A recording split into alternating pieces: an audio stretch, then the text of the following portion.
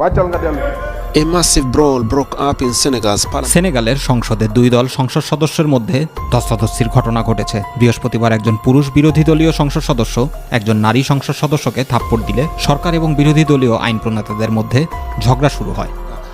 আর এখন তো গাজায় যে ঘটনা ঘটাচ্ছে, আজকে বিএনপির যে চরিত্র, যেভাবে তারা আক্রমণ, পুলিশকে আক্রমণ, হাসপাতালে আক্রমণ, ঠিক গাজায় আপনি দেখেন মাননীয় স্পিকার, প্যালেস্টাইনিদের উপরে হাসপাতালে বন্দুক হচ্ছে।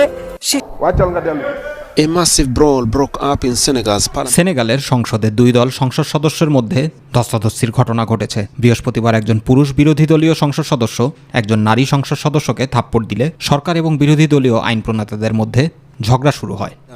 The bust-up erupted during a vote on the Justice Ministry's budget for 20. বিদেশি সংবাদ মাধ্যমের বরাত দিয়ে জানা যায়, বাজেট উপস্থাপনের সময় বিরোধী দলীয় সংসদ সদস্য মেসেটা সাম আসন থেকে উঠে গিয়ে নারী কলিগ অ্যামি এনডি এর গালে থাপ্পড় দেন।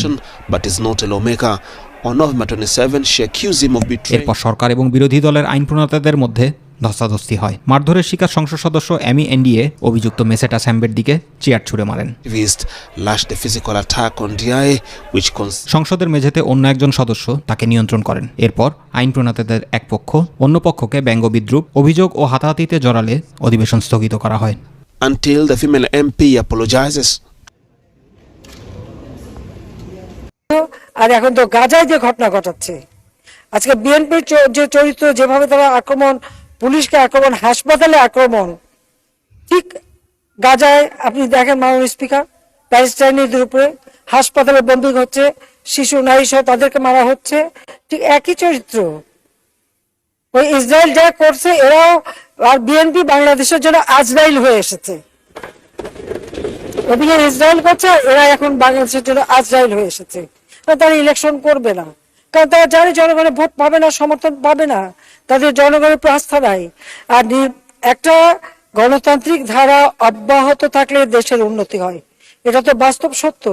আর সেটা তো আমরা প্রমাণ করেছি, এই 15 বছরে এটাই প্রমাণ হয়েছে যে বাংলাদেশের গণতান্ত্রিক ধারা আছে বলেই দেশটা এগিয়ে যাচ্ছে। আজকে আমরা উন্নয়নশীল দেশের মর্যাদা পেয়েছি।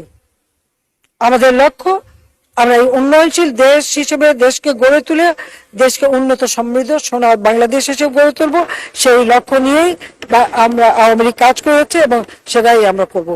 মাননীয় স্পিকার, আসলে এই দৃশ্য দেখার পরে আর বক্তব্য দেওয়ার কিছু থাকে না।